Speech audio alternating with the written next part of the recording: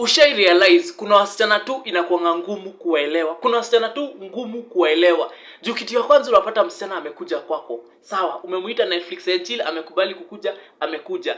Amekuja ameingia hivi, umemwambia niaje by the way naweza kupeka soda nini? Anakwambia hapana by the way hata sina njaa. Unamwambia basi nikupe maji cause obviously juu ni mgeni, hauwezi taka akae tu hivyo. Unaona, lazima umpe kitu at least ya kujientertain nayo. Anakuambia sawa basi niwekee maji, ama sometimes hata anakataa maji. Huyo msichana anakaa dakika 5 anakuambia by the nimeanza kusikia njaa. Sasa unashindwa. Already nilikuwa nimekuambia kama naweza kuoffer anything, lakini sasa inakaa ni kama na yeye amengojea kwanza 5 minutes 10 minutes zipite kwanza akae ni kama ana act. Unajua wanakuanga wengi wakiact, anajifanya yeye hataki anything, she's okay, she's fine. Sasa hiyo kumbe njaa ile inamkula. Unasikia tumbo ikifanya tu kurr kurr kurr.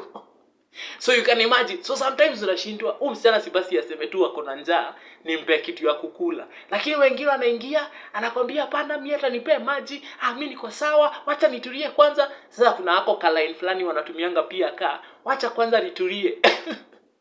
Kumbe hataki kuexpose ako na njaa right from the moment ameingia kwa nyumba. So anakwambianga hebu acha kwanza nitulie.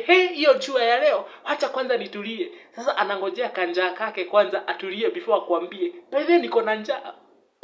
Na saa zingine unashindwa, mtu ametoka kwa nyumba, anakwambia ametoka kwa nyumba na amekuja na njaa. Yaani haukukula ukitoka, haukukula ukitoka.